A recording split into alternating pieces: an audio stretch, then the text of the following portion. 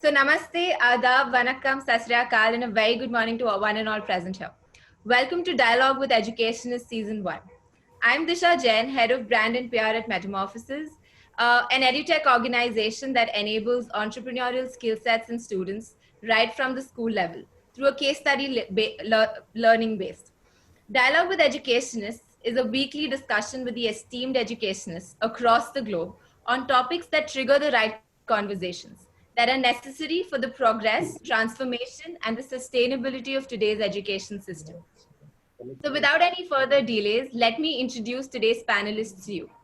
We have Dr. D.C. Sharma, the principal of Vidyasagar School, Indore.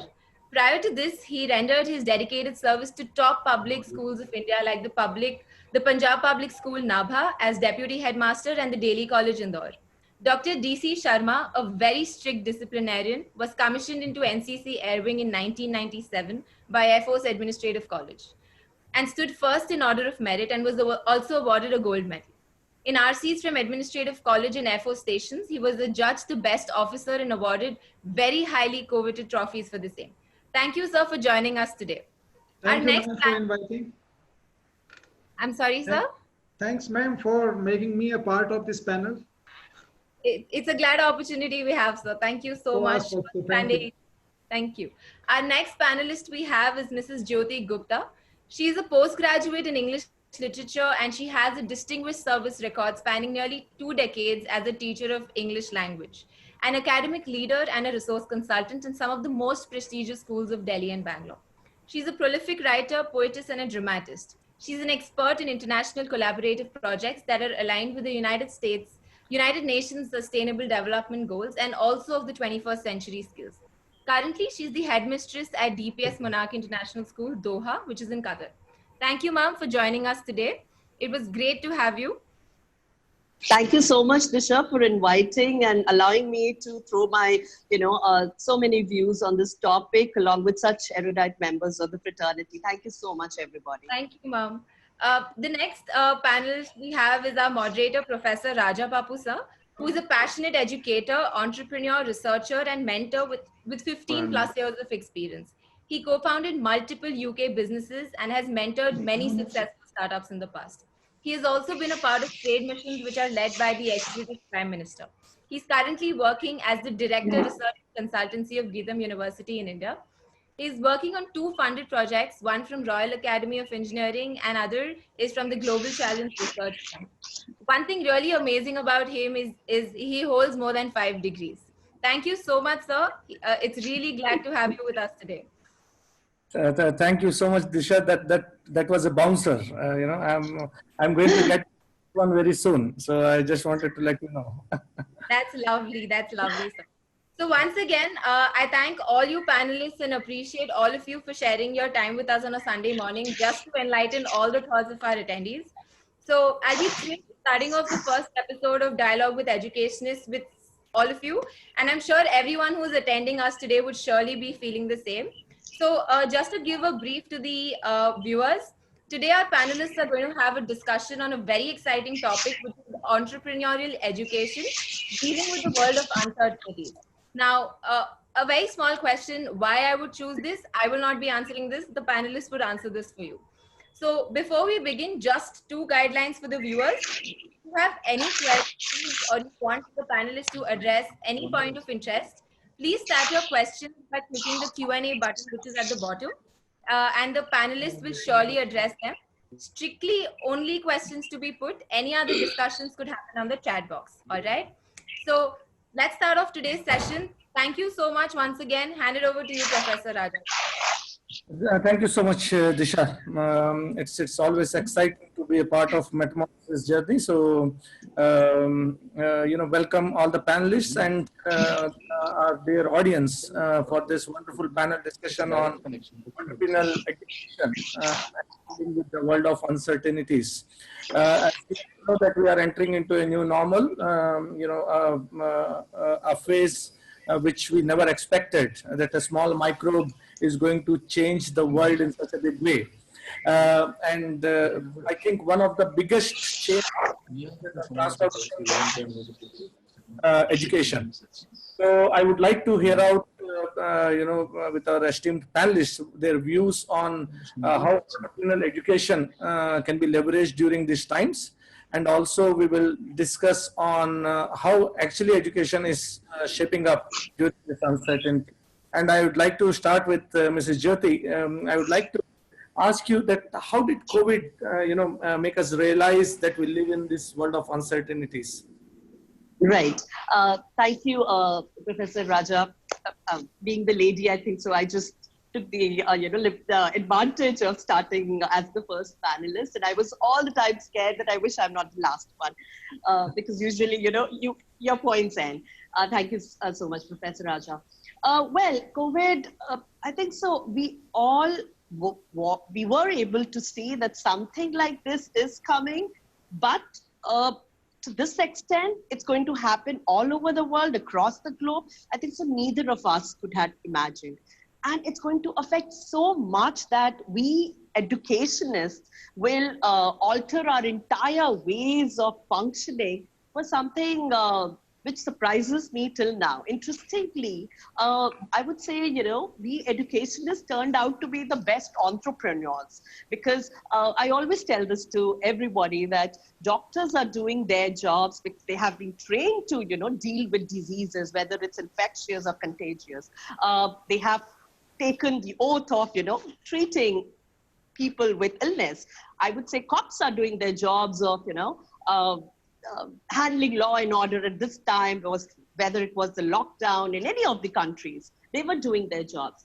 I think so. We educationists, it was just an overnight thing, and we were supposed to change our entire style of thought process. We were asked to completely revamp our, organizational, I would say, structure and everything, even the stakeholders, educating all the stakeholders, the demand, and dealing with new set of problems, dealing with new set of questions. And I'm sure each one of us would agree that educating parents is the most toughest thing. Educating children are not the toughest thing, it's educating parents. And we were dealing with that as well, whether it was in India, whether it is in Qatar. I have, in my schools, we have multinational, population, and we have parents from Bangladesh, Pakistan, India, Qatar, Sudan. We have so many children from various countries. Interestingly, all the parents had similar queries, and we realized that, okay, parents will, they would have, and these are genuine concerns. And interestingly, we were able to, all over the world, we were able to cope with it efficiently, I would say. So I think so the real heroes, if I may allow, and I'm going to be slightly biased, the real heroes of COVID-19 are definitely the educators. So on that, let's hear Dr. DC Sharma. That's a good point, Mrs. Jyoti. That we have been pushed into this, right? So one of my friend says that the best CTO of this world was COVID. Because it revamped entire technical, entire technology, and it brought us to knees, right? So we had to revamp several decisions that were not probably organization friendly. Like whatever we were procrastinating, we had to bring them together. Absolutely. And so, if I may just add, we were doing technology. I'm sure all the schools were integrating technology. But when technology was asked to be used as not just a tool, but you have to use it there. You have to teach everything on that platform. I think so we all turned out to be historic and in our ways. True. It was just an enabler, then it became a necessity. Yes. I completely agree with your point. So, Dr. Sharma, I would like to hear your views on how the education institutions are using technology to with the current scenario. Right. This is actually, as Madam Jyoti also has said. So I will not say that we were already using technology, but now the format has changed. Because children were too much in technology, but I don't know whether they were using or abusing. Okay, as they are using or abusing. But what I feel that technology and human, they have to go together, just like soft skills and knowledge of content. Then only the product will come up. And as far as in this scenario of COVID, because it's nothing new and nothing you can say alarming is there, but we have to evolve along with the COVID only. It's a process of evolution. Process of evolution for us also, and process of evolution for technology also, and process of evolution for education also. Now you see that the day when the lockdown was declared, I think 15th or 18th March, you see all educators, because they are the mother professionals, so they took decision, and you see the teachers that overnight they have changed Yeah. from traditional method of teaching to technology based.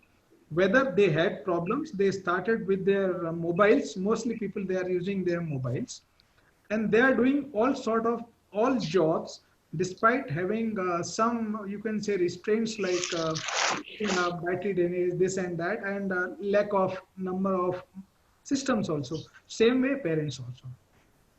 So teething problems were faced and they are likely to be faced. And now I think all population and elite parents, they are using this technology. Now school has reached to their homes. Teachers have reached to their homes. And what I'm thinking, because long back in the beginning, one term was used, crisis. Crisis always leads to some inventions and opportunities. Yes, absolutely. So same type of world will go on, only the pattern and mode will change. If you see, except a few areas where technology problem is there, connectivity problem is there.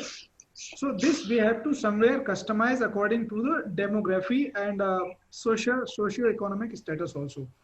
But technology has reached to each and every child. Initially, it was restricted to the classrooms like smart classes, audio-visual system.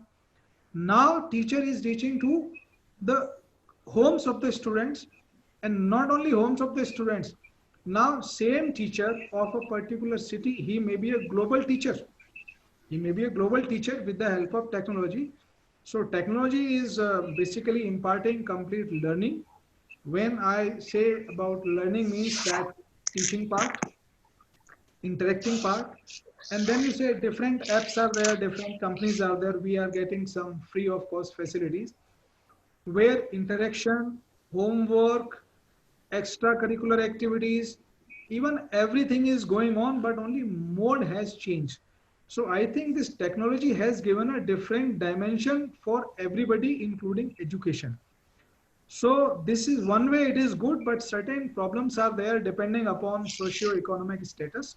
And I think when a particular system is adapted, actually we were not prepared, but just we have made the contingency plans, and thereafter system will improve. And further, I think education will go like anything, whether primary education, secondary education, or higher education, even technical colleges and institutes also, they are totally dependent on technology.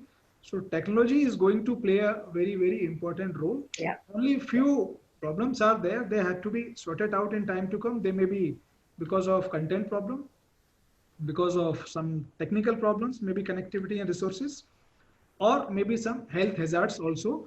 So we have to take care.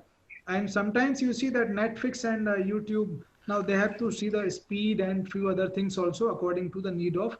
Now major clientage of technology have become the students community. So it's playing wonderful role, and in time to come, I'm expecting that it is going to play more positive roles, positive and better used. I'll not say that abuse.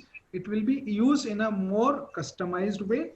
So that will help a lot for the learning process. And there's no doubt that's playing very important role in the field of education. Even sports activities are conducted now, but not virtual. Sports activities are conducted. You see in the 3 months lockdown situation, not only education, which is given by different boards, even family members, they are educating through different channels, whether the health is there, food is there, and anything is there, they are more educated. But we are restricting to schools. So children are enjoying now, and only the age-related things we have to take in consideration. So that's what I feel in terms of technology and education. That's a very valid point, Dr. Sharma, and you rightly said that technology is going to be the core catalyst of how we are going to deliver education. See, I use one word because I am a man of science. The way oxygen is dissolved in our blood, technology is involved in our life. We cannot remove the oxygen from our blood. Same way, without technology, we cannot live. Because in general public perception, technology is only mobile, tablets, TV, and other things. You see, we are taking birth also in technology in the machines. So machines means technology, and technology means comfort. Comfort means the better life for human being. Plus and minuses we have to balance. Absolutely. Thank you very much. I completely concur with your point. And, I think, especially in education, there is a lot more development that is needed. You know, one of the key things was like how to handle the weaker students. You know, it is difficult to do that with technology, but I'm sure that many companies and even you know, universities like Harvard and others are looking into what they are doing. Even I think in India this system was not introduced when this virtual or smart classes were introduced, because in my earlier career I was in the university teaching and research. So these foreign universities, they have devised those systems free of cost, PPT, virtual and labs and other things. That time India was just in the infancy of the technology. So those things I think we should get, and there is no problem of learning. Even it is convenient for the people. We are feeling little inconvenient because suddenly mentally we were not prepared from the traditional method to this method. And I'll say thanks to COVID, that now children are studying, except one stress, they are studying the where they wanted to study, and a lot of other plus points are also have come in system. Rather, I would just like to add, if I may be allowed, Professor Raja, I would just like to add one thing. Earlier in India, we used to have these, because of pollution, you know, 5 days, you have to be at home. And then this entire, you know, number of days, school days would get affected, your curriculum, your syllabus and everything. So I think so COVID has really emerged as a, you know, a new way of teaching. And I'm sure now the government will say, okay, we are giving a pollution thing, you have to stay at home, but online classes will go on. Ma'am has rightly said, because this question was different. Otherwise, you see, COVID has created more understanding in the families, more economies. The family has to run in a very less expense, and people are doing all the things in the limited resources. Pollution level you can see, right? And the population, the crime rate has come down, even the diseases have come down. So many benefits are there. So we are not going, but ultimately it's a very big risk for COVID, but that has given the different dimension. That means blessings in disguise actually. So that has come up and we have to go. Yeah, so the diseases are taken over by COVID. So, COVID has become just like a cause for this change. Yeah, it is. It is. You know, I think that's what my next question is. You know, world has always transformed with a small change, right? So, World War I changed a lot of things. World War II changed a lot of things, and I think after that, the biggest thing that has happened in this world is COVID. You know, universities like Harvard and Stanford were leveraging this since a long time, and I was lucky to, you know, connect with Professor Eric Mazur, who's a pioneer in peer instruction, and he is working on this since 1997. So he predicted that the classroom should be more friendly and you know, it should be more outcome based rather than they sitting and chatting like a social event.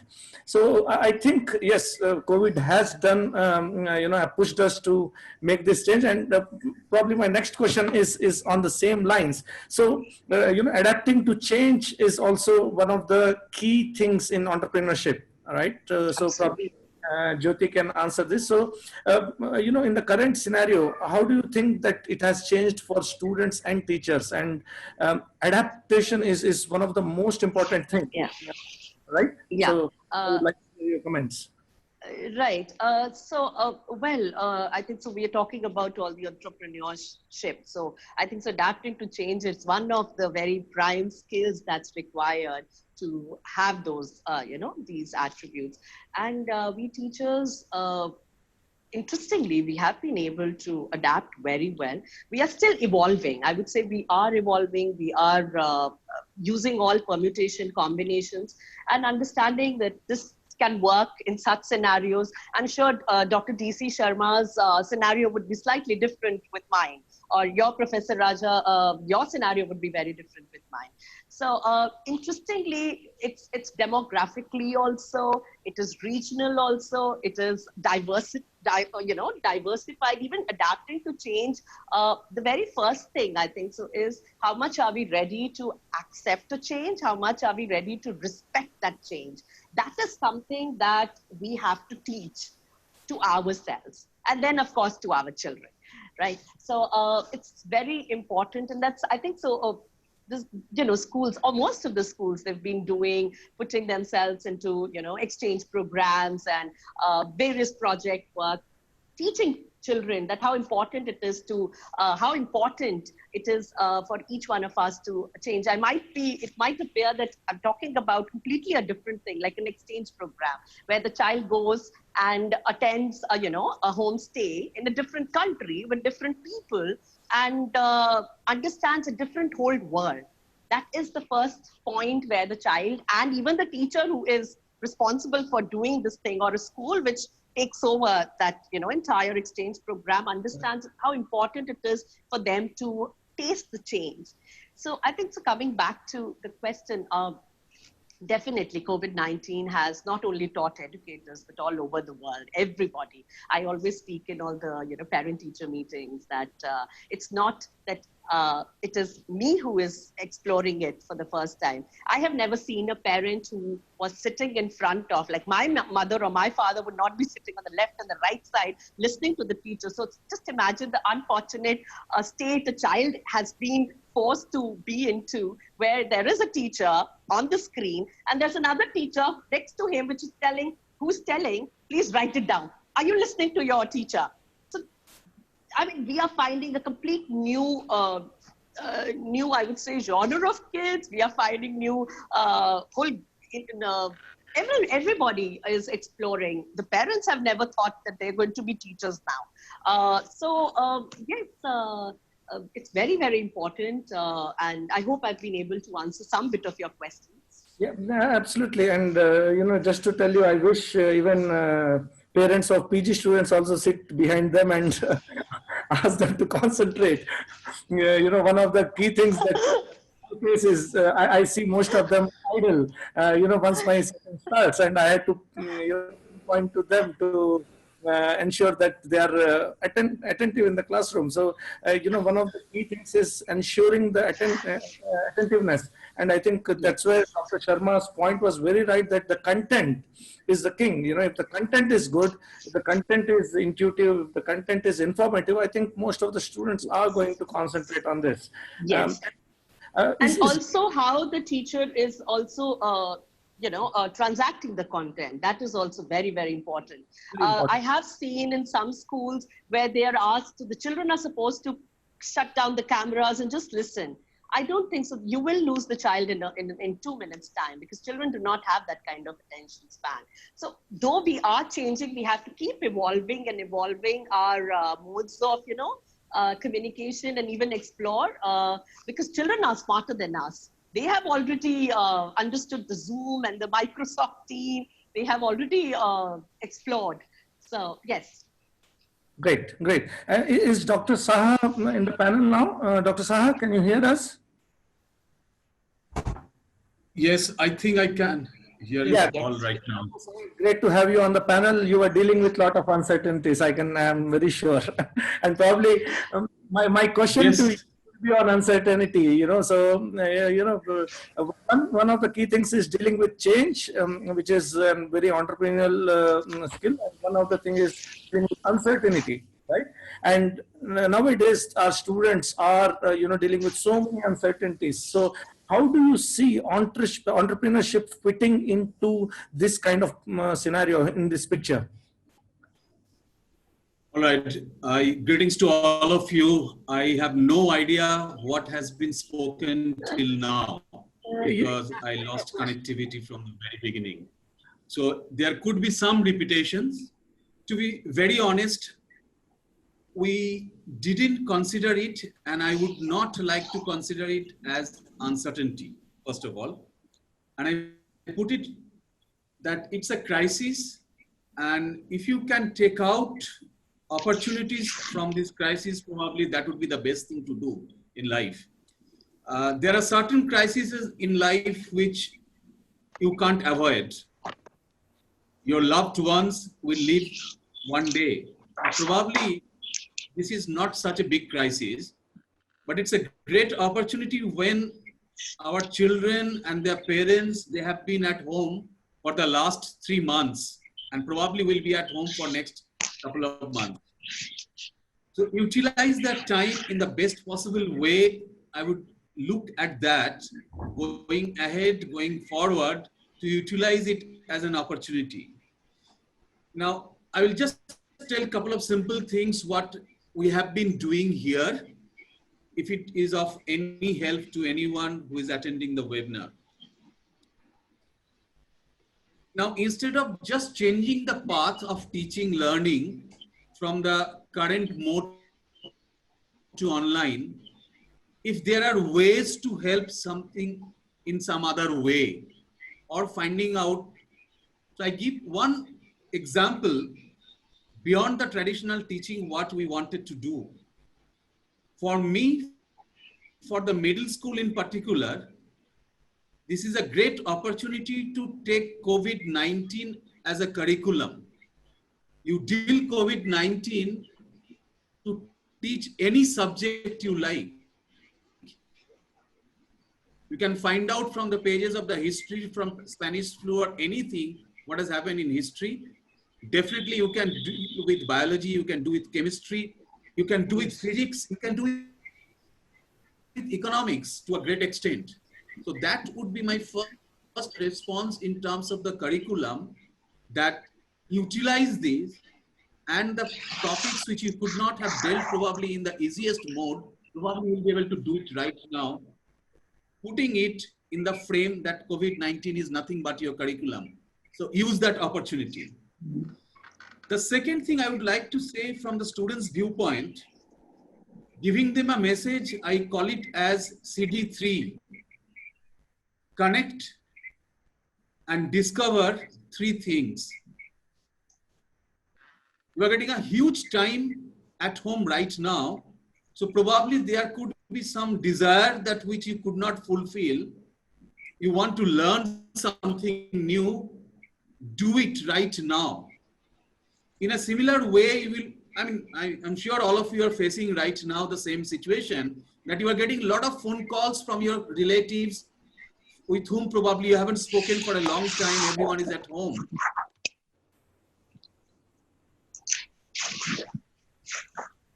Find out a talent from within your relatives, within your family, extended family members. That's a second discovery. You learn something new. So giving a target to a child, and the senior most student probably will have a different target. That's the last one, that within your community where you are staying, within the flats, within the complex, find out from someone else that what new thing is going on and learn something. You never know what is going to click where at what stage. So this CD3 model could be well utilized during this time because you have got time in hand at this stage. So uncertainty is there. Your curriculum, normal school syllabus will continue, but probably this is a time for enrichment, what you don't get otherwise. I'll give one small example what happened before the lockdown. I think I just heard for the lockdown started in March. Just before that, we had a survival camp for my class 11 students. Now I'm telling them, convert that for your juniors for as an online survival camp for the new grade 11s who are coming up. So they have to conduct it. That's a new, they have gone through the process. They know what happens there. Now it's their turn to make it online and take it forward for their juniors. In a similar way, probably the panelists, you will understand the dearth in the country is to get good teachers. I'm sure Professor Raja will agree with me. Not many students, they want to come to this profession. True. Do you? Yeah, absolutely. Professor Raja? Yeah. Hello.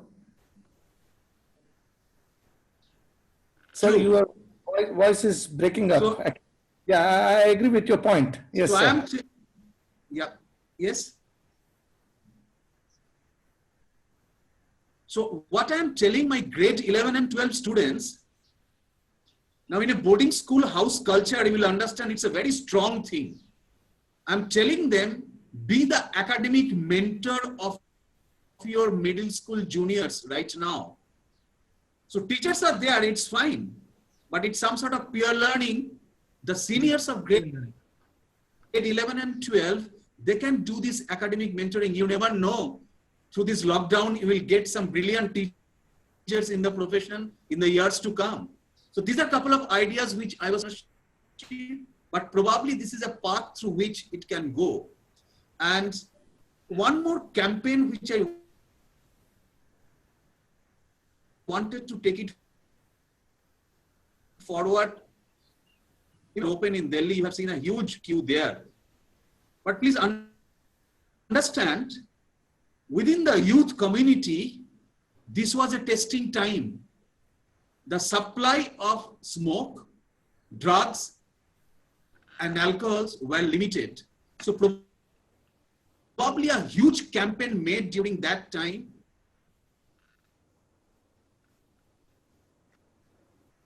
Or in future also next couple of months, nationwide, probably and ball game altogether, a drug-free youth society in India. It is achievable utilizing this particular opportunity. So these are a couple of points. Maybe if I am still connected, I'll get back once again. Over to you, Professor Raja.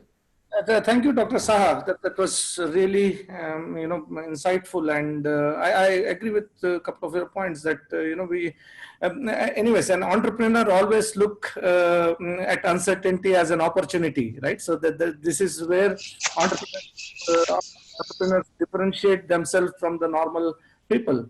And I would like to hear from Dr. Sharma. What are your views? That during these this uncertainty period, how do you think that our students can be developed, or entrepreneurial skills can be developed in the students, and how can we enable them to deal with this kind of uncertainty? See, it's a wonderful question, as Dr. Saha already has told. Uncertainty, I don't feel anything uncertainty, only remove the and certainty is always there. So in any uncertainty, certainty is there. Just like in impossible, possibility is there. Same way, what I feel, that this is a time of acclimatization. Okay, just like when these defense forces, they go to Leh and Ladakh, so they are not dropped out there, and step by step, so because a lot of changes are there. So I feel personally, it's an acclimatization period for all of us. And coronavirus has become a factor of this change.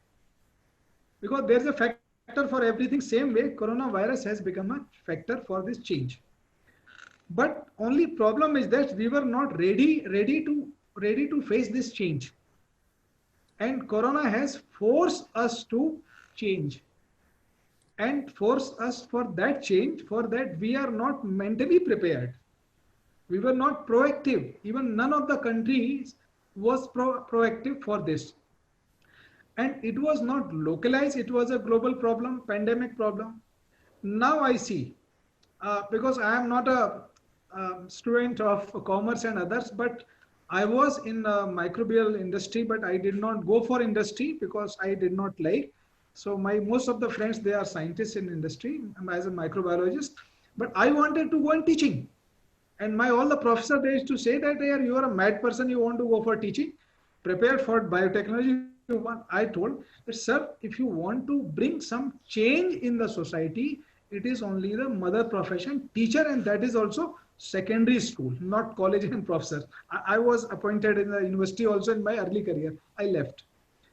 As we work, I think our thinking is common because we are in the boarding schools.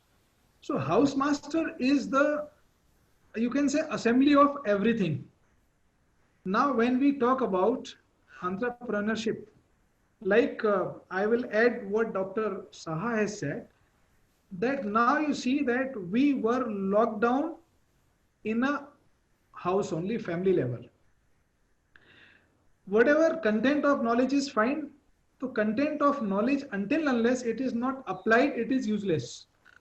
That means whatever your vision is there, that means it is not converted into actual, it may be economy, then fine, it is of no use. Now I will give the home example only, the family model. We used to get lot of things done by our support staff like maids and others, cleaning of the cars, mopping, dusting, even cooking also. Now we have explored ourselves and everything is done by ourselves only. Somewhere it has contributed in the economy. All children, family lady means house maker, husband and children, they have learned how to run with the minimum resources in terms of human, in terms of capital also. And now they are thinking, because the salaries are cut down, source of income they are less, then how to see. I have seen in colonies, children have started developing different type of masks because need based. Few people, they have started supplying food item. Now you see in India, packaging industry is not very good, but in USA and other countries, MBA courses are there in the packaging industry since 20 years back. Packaging, not only food, packaging of everything. Now packaging industry has come up. Then people have started making sanitizers. Nobody knows that what sanitizers which I have near to me, nobody knows what is this. In this aloe vera and 70% isopropyl alcohol. Okay. Same way, people are also using so many things. This is spirit and they are using. And people have started making this. So they have utilized this uncertainty into certainty. That means home-made, home-based industries have come up. Sanitizing fruits and vegetables and supplying. Sanitizers, production of masks. Those uneducated, I will not say uneducated, but formally uneducated. Those people, they have started preparing different products. Saving money. Supply chain of the food and supply chain of so many other things. Although national economy, GDP is going down, I can understand. But now children are thinking that what to do and how to do. So actual purpose of education has served now. Because what happened, we all know that up to class 10th, we study health and hygiene. And we could not teach in classroom situation, except the purpose of examination that they memorized and written in the examination. Now you see all children starting from the moment he has some awareness, he is washing his hands, okay? He is using mask, he is telling others also, he is making physical distancing also. Now come to other thing. Like I'll give example of this Dr. Reddy's lab. I was in microbiology. I see that there was a painkiller and there was a part of that is to reduce the temperature. And there was nothing, they mixed both and that was a analgesic. It has come up. Analgesic as well as antipyretic. So you see this condition is giving lot of uncertainty in terms of future jobs, in terms of stability, in terms of courses. But now people have to think that those courses which were studied, because now this is the demand of world, not only country. Courses have to be reviewed. Uncertainty number one. Jobs. What types of jobs will be there? Jobs will be there, but the jobs will be of different type. What type of jobs will be for educators? And software industry, where IT industry, 99% work is from the home. World has not stopped except few days. And we have also come up that now you see that if we will not control our population, we will not control our exploitation of the resources, somewhere this has come in the minds of the people. It has to be included in the curriculum, because now the existing curriculum will have to be modified 10 or 20%.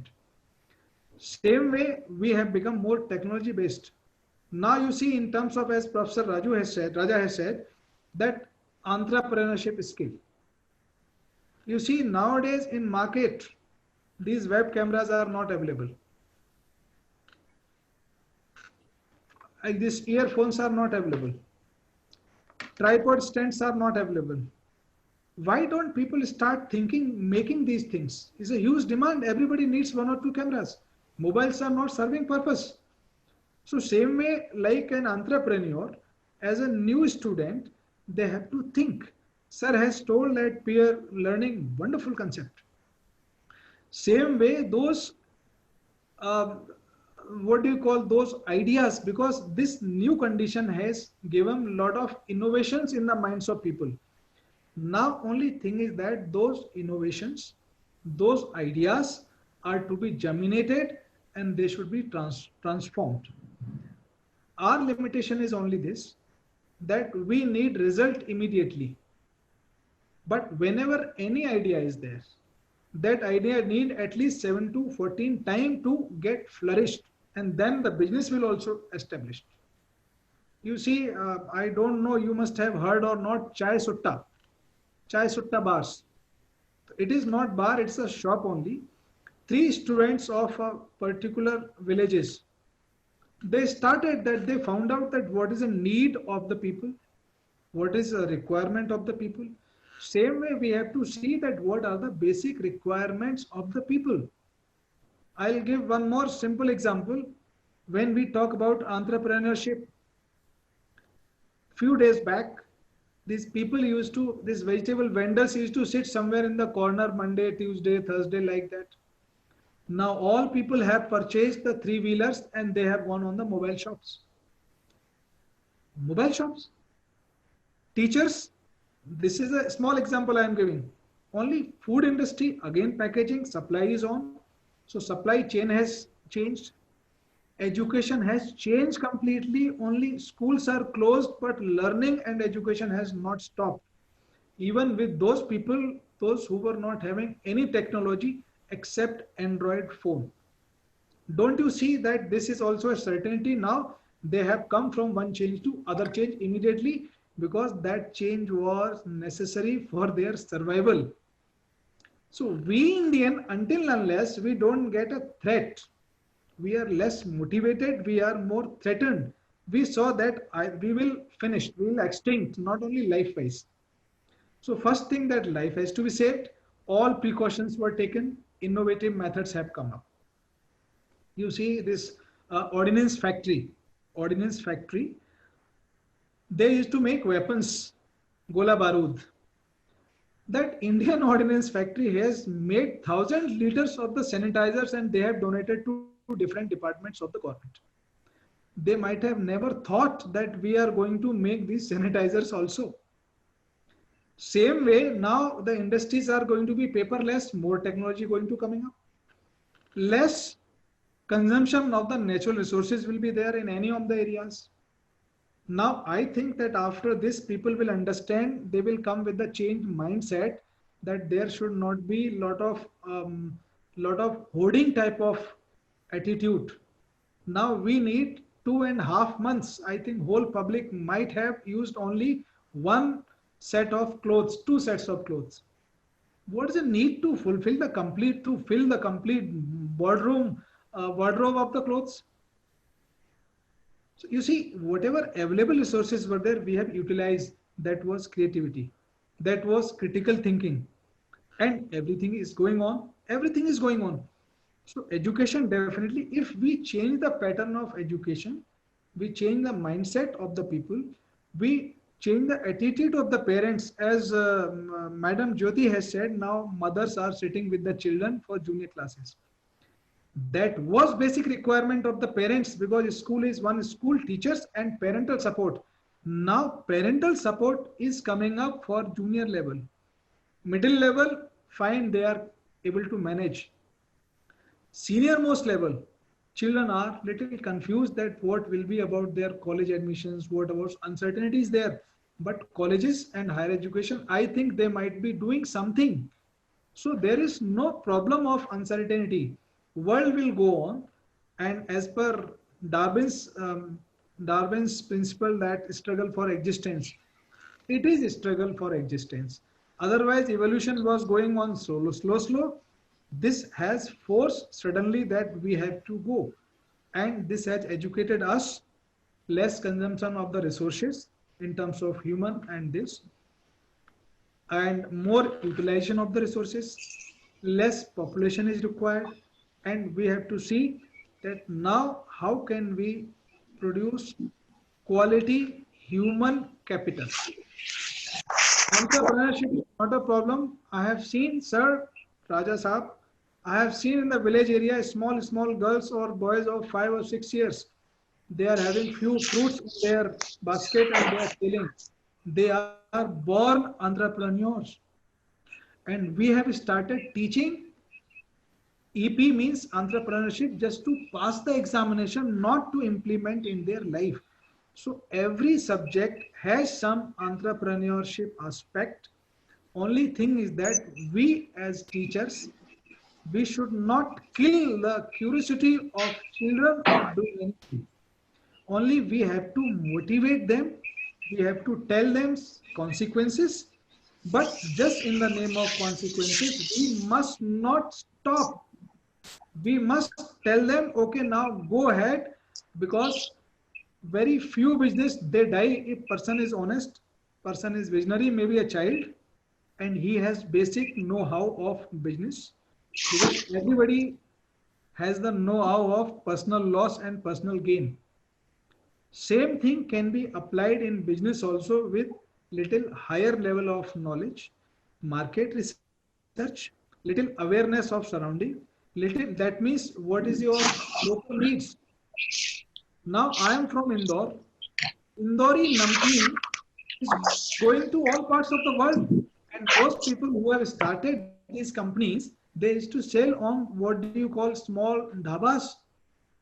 They were not graduated from any of the top school and colleges, but they have started. Now their sons are MBA from Harvard, Stanford, Oxford, and somewhere they are taking over this business, but not successfully as those people have started. So they knew that what's the demand, what should be the supply, and what are the limitations, and they knew that what is the capacity. So right now world will be there, what are the demands.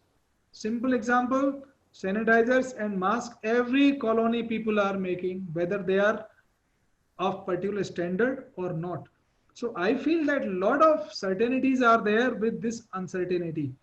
Only established businesses, I have seen that 20 countries from lockdown period, 19th April or 15th April, and few countries this was started quite early, they have gone down phenomenally.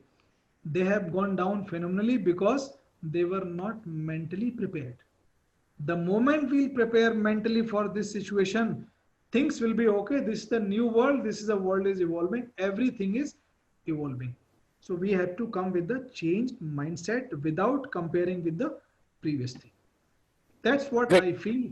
You see any job, whether you see the hospitality, you see healthcare, you see education, you see travel and tourism, anything, you see construction, means infrastructure, things are coming up, people are going on, there is no problem. Great. Yeah. But we have to see the poor community, local community, certain geographical locations where this technology is not there. So maybe government has to start some system through radio, some TV, some common TV. That is being done, I think. So government started about 16 channels and those people who are very poor but they have TV. So few channels are given educational access also on particular channels. So Sure. problems are there, but solution will come from the problems only. Yeah. So thank No. you very much. What I feel. Yeah, I completely agree with you, Dr. Sharma. Actually, I like couple of points that you made, and the best one was the wardrobe analogy. I hope my wife also listens to this. But yes, it is so true that, whatever we never thought is happening now, right? So, and another point I would like to make, when the entire world talks about innovation, we Indians talk about jugaad innovation, right? So Yes, yes, yes. we May I add find, one thing? May I add one thing? In Punjab, you see this washing machine, even in my lab also, we were not having fermenter. So the washing machine, simple washing machine, Videocon 5,000 rupees, 900. right. People have started using this washing machine to make lassi and dhabas of Haryana and Punjab in bulk. This was innovation. And Yeah, if you see one diesel So, pamphlet there, what do you call trolley? And they have made one four-wheeler that is still is known as a jugaad. And the problem was with the government, it was not coming in the Motor Vehicle Act, and they were using completely. So lot of jugaads are there, even starting from home level to everywhere. Only absolutely. these right. jugaads are to be recognized, then it will come. This is basically a home industry and small industry, and that is the concept of the basically self-dependence. Whatever Prime Minister has said, Atmanirbhar bano. That's what Yeah, I feel. yeah, I completely. May I just add one thing here? I won't take much time. I understand there is a time limit to everything.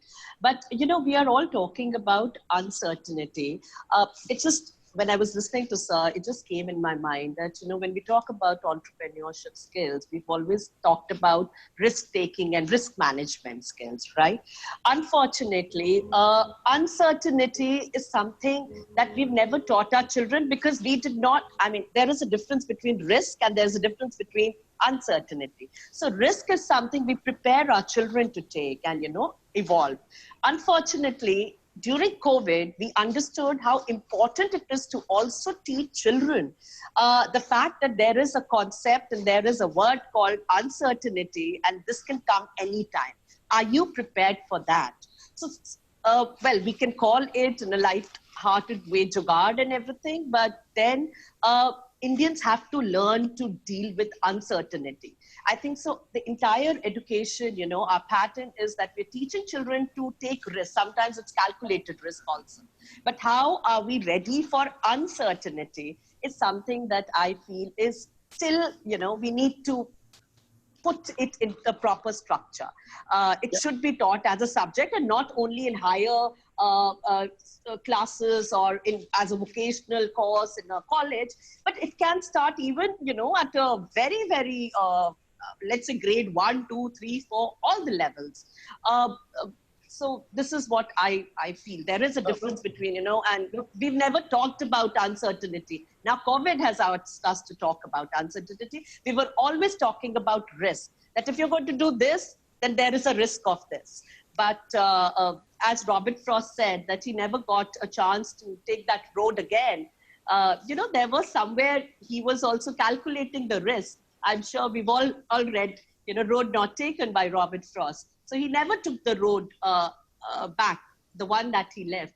And it's very, very unfortunate. So we need to somewhere, allow our children to be more braveheart and jump into uncertainties and not just be so calculative to stick to risk management. Thank you. Yeah, no, great stuff. I think, before moving to Q&A, I would like to just summarize and make few points that you all have made. And I think Dr. Sharma has made one very valid point that the courses or the curriculum should be reviewed. And I think, that is probably Yes. where we can, and he was so right that we all have that element of entrepreneurship already existing, but it is Absolutely. converting that into practicality is one of the key things that needs to be done. And he made a couple of very good points, and even Dr. Saha was very candid when he was making his insights. Thank you so much. We are running out of time, and we want to address few questions from the audience also. I would like to take the questions from the audience, and I'll start with Mr. Srinivas Mantha.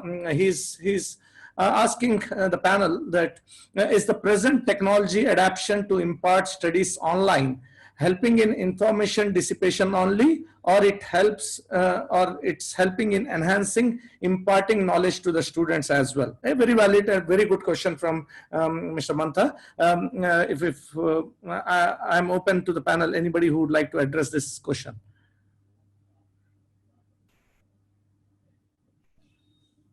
Dr. Sharma, yeah, please. You are on mute, Dr. Sharma.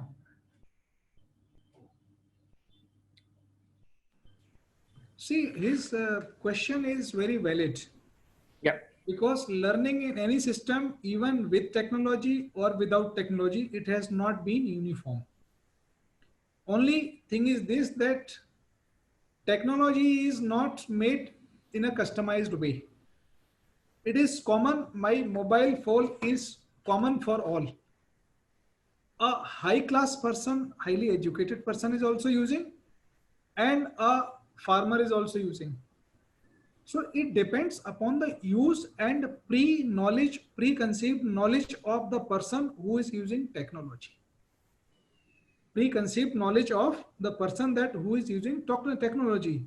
Manthan sir, second thing, in India, as Jyoti Madam has told, that we are not told about the life skills or soft skills.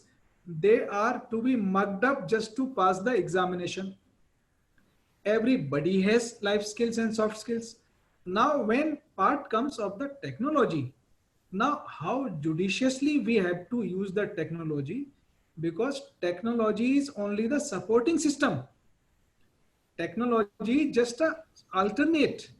Technology is not everything. So somewhere technology, there should be a ecosystem, synchronized ecosystem with the technology and human efforts.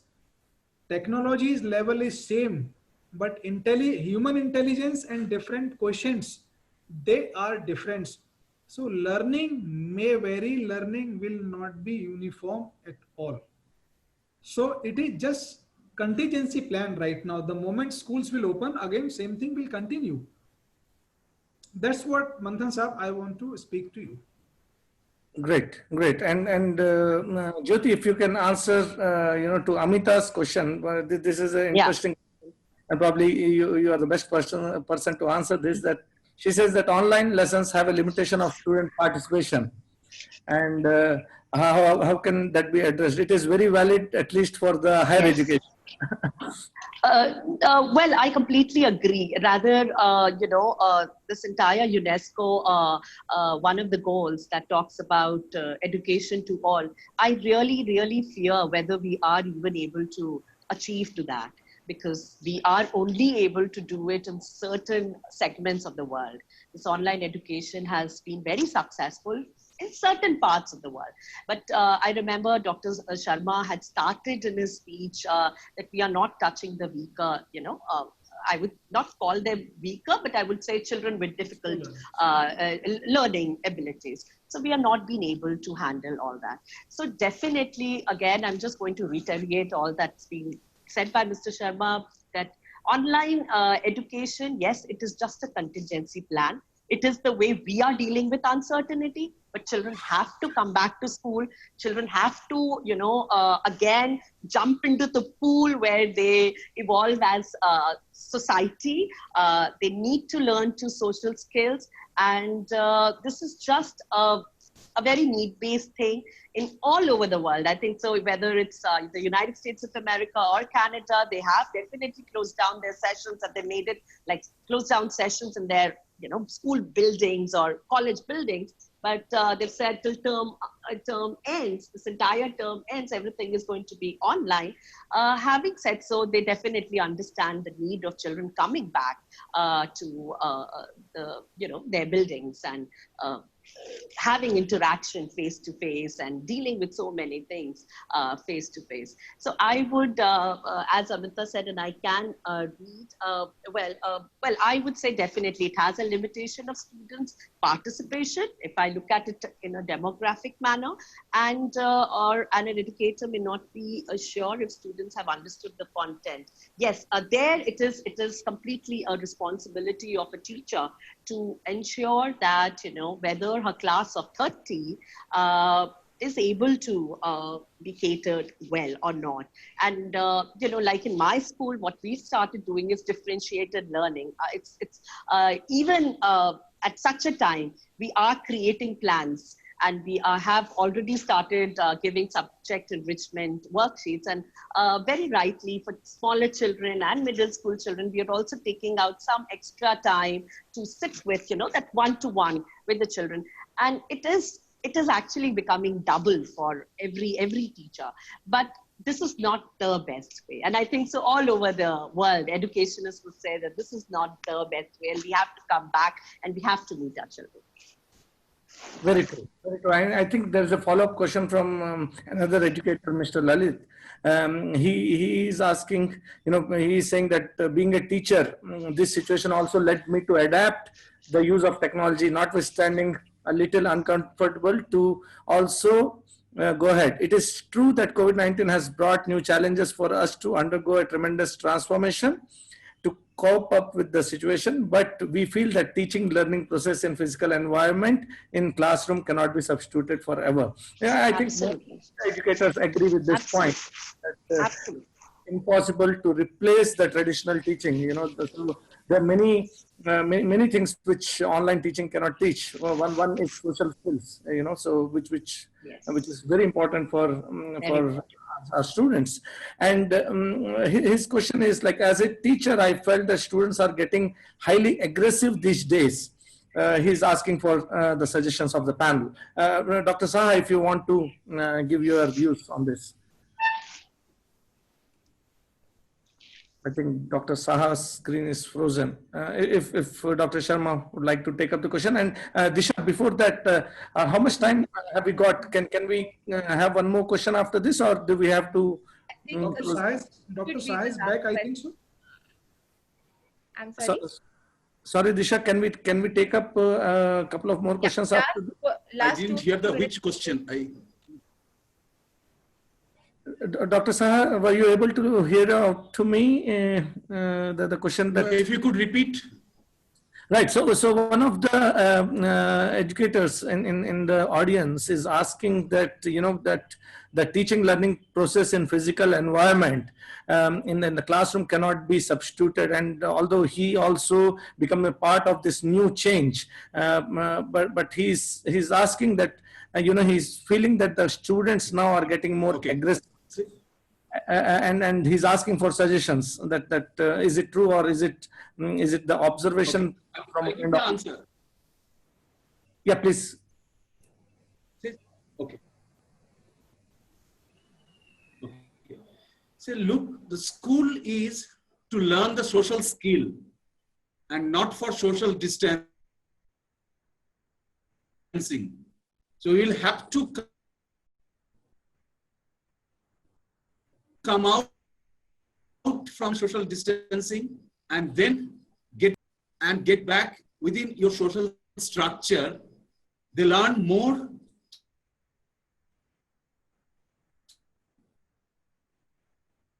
through that than from the textbook. Second thing is that, and probably I will throw it back to you, Professor Raja, within the school education, we are to some extent guinea pigs of the college and university demands.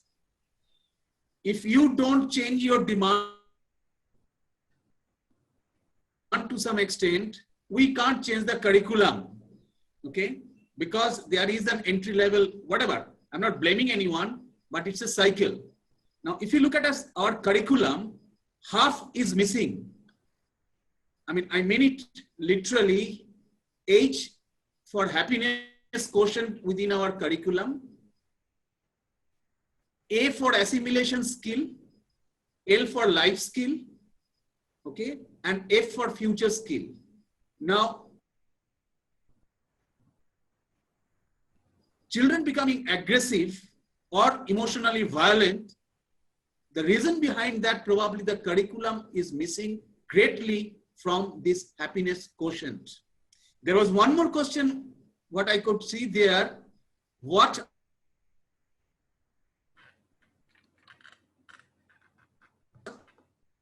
are we doing to teach the students regarding incorporated? Rote learning of pages after pages of some history event, it's important, there is no doubt about that. But at the same time, if the essence could be assimilated, what was the reason behind the Second World War, probably, that is more important instead of remembering the facts and the dates and the names of the persons, which is of no use. Apart from three professions probably in the world today, one is teaching, one could be medical profession, and one could be lawyers, where the subject knowledge is directly being utilized in a day-to-day basis. Look at any other profession, talk to the parents, what they studied in their university and what they are doing now, skill. So the moment the university will allow us to take up that matter, and half of our curriculum can be filled with this thing, I think the aggressiveness will come down. Ultimately in the life, nothing else matters but the happiness. And you will have to learn the life skill. For example, I'm giving a very simple. Indian parents don't teach probably our children how to cook. Cooking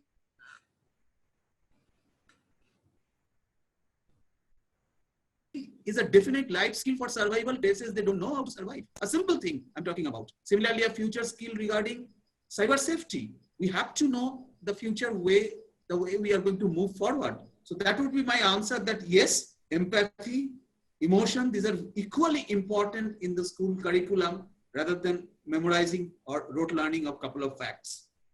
Over to you, Professor Raja. That's a brilliant answer, Dr. Saha. I can't agree more on this, that happiness is one thing, I can see many governments also moving towards that, and they are understanding the importance of social well-being and happiness. And you might be seeing a new portfolio in most of the government called the Minister of Happiness and Well-being. It has started in UAE and then probably in Netherlands and few more European countries. So you're so right that inclusiveness of happiness can change a lot of things. And I second your thoughts on the structure of education that we have, or the way we are manufacturing students, which is highly driven by the higher education. I completely take your point there. Dr. Sharma would like to contribute something on this. I would like to invite him. Thank you, Raja sir. See, happiness or unhappiness is the byproduct of our activities. Absolutely. Dr. Saha has correctly said, because in books, in curriculum, life skills are mentioned, but neither we are trained, not people are expecting. When we say thinking skills, cognitive skills, means 5: creative, critical thinking, creative thinking, problem solving, decision making. And then come to social skills, interpersonal communication, interpersonal relations, and empathy. Thereafter come to emotional skills. That means management of emotions and coping with stress. Absolutely. Yes. This goes towards psychology side. So until unless we do not, and problem solving was the first. If we take the assembly of all these things, then I feel there is no question of unhappiness, because if process is not correct, then product is going to go wrong. So if we have to follow the complete right process of anything, whether education and others, and we should not prepare the degree holder, trained laborers for companies without any innovations. So we have to see that somewhere these things, we teachers have to be qualified. Parents should expect, they should not expect only the marks, because marks don't do in our life except getting a job or attending an interview. Thereafter, life skills are to be skilled, and there are many. So Dr. Saab has rightly said, somewhere we as a panel and we as an educated community, we have to emphasize more on life skills. I never say 21st century skill, they are say future skill. Future is always about to come. Then person may be probably maybe more relatively happier. Now two gentlemen, they committed suicide. One this cafe owner was there, other this celebrity was there, and recently one very senior officer was also there. In our mind, in our opinion, they were very rich, they had everything. So materialism and happiness is different. So somewhere in modern education system, we have to add the first and second limb of yoga, that is yam, that is truth, non-violence, apagraya and others, and thereafter cleanliness, satisfaction, non-hoarding, study of higher order, and devotion means everything is to be offered, whatever supreme power is there. Then things will come. So we should be trained for the social conduct and individual conduct. Then things will be okay, wonderful things.